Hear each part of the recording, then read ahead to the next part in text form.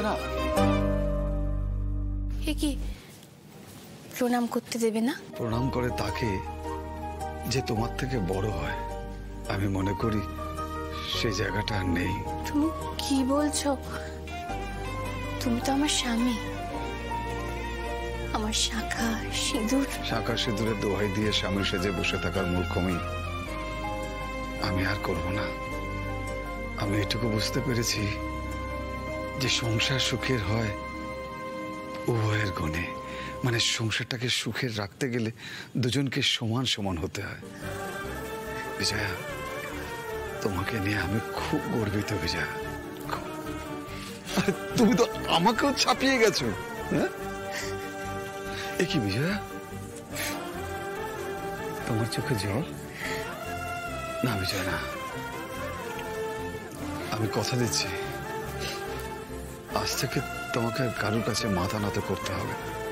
আমি তোমাকে কারুর কাছে মাথা নামাতে দেব না। আমি বললে হবে না? আমি কেন? কেউ বললেই হবে না। সে যখন আসবে নিজের ইচ্ছেতেই আসবে। বেশ, তবে তাই হোক। কিছু বলছিলে? কিছু বললে? না না, আমি না কিছু বলিনি।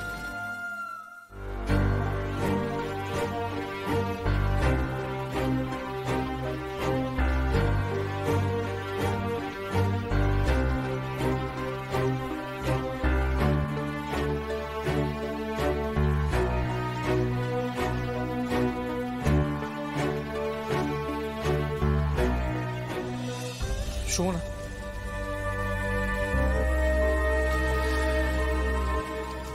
তুমি আমাকে যতটা ভিলেন ভাবো, আমি ঠিক ততটাও ভিলেন নই। তাহলে এমন কাজ করো কেন যার জন্য আমাদের এরকম মনে হয়? হয় কারণ তুমি বাকি সবার মতোই ভাবো। দেখো, আমি তো পাবলোর জন্য একটু অন্যরকম কিছু ভালো করতে চেয়েছিলাম। তাই এর জন্য ওকে আলাদা করে দিয়েছিলে আমাদের থেকে? এত ভালোবাসা, এত আনন্দ, এগুলো থেকে বঞ্চিত করে দিয়েছিলে? বঞ্চিত করে একলা রেখে দিয়েছিলে ওখানে? এরকম অন্য ভালো করার মানেটা কি? হ্যাঁ, তোমার সঙ্গে আমার কথা বলাটাই না খুব ভুল হয়, জানো তো? Emotional fool. যাই হোক, পাবলোর নতুন কলেজে অ্যাডমিশন ইন্টারভিউর জন্য ওকে কাশিয়াং নিয়ে যেতে হবে। টিকিট কাটা হয়ে গেছে, আমরা কালকেই যাব। ঠিক আছে, আমি তোমাদের ব্যাগ গুছিয়ে দেবো। শোন, দুজনের নয়, তিনজনের ব্যাগ গুছিও। আমি তোমার টিকিটও কেটেছি। আসলে অনেকদিন তো একসঙ্গে কোথাও ঘোরা হয়নি।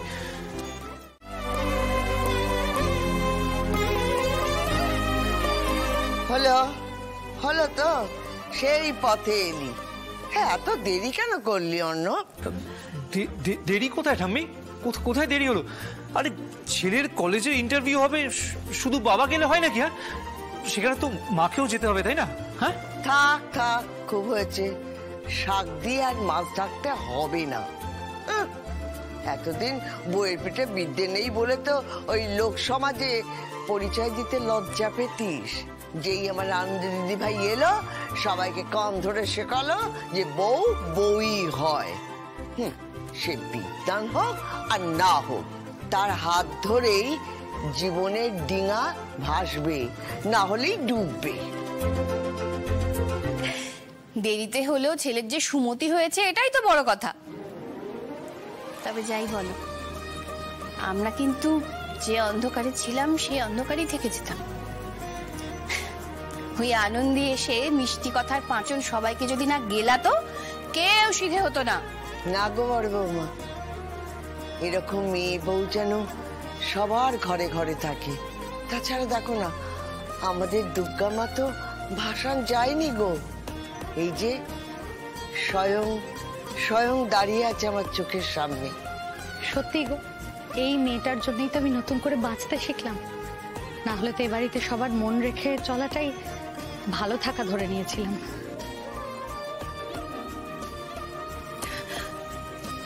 আমরা তো ভুলেই গেছিলাম যে আমরাও মানুষ। নিজেরা যদি নিজেদেরকে সম্মান না দিই, ভালো না বাসি, তাহলে তো অন্যরা আমাদেরকে ভালোবাসবে না, তাই না? এবার আমি কাশিয়াং এ থাকি, মা ক্যালিফোর্নিয়া। আমি জানি আমি হ্যাপি থাকবো।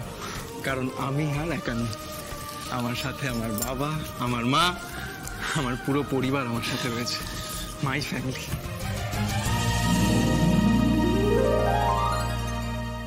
কি সুন্দর সুখী পরিবার, সবাই সবার মতো করে জীবনটা বুঝে নিল। সেখানে আমি কতটা বেমানান, না হতে পারলাম ভালো বউ, না ভালো মেয়ে।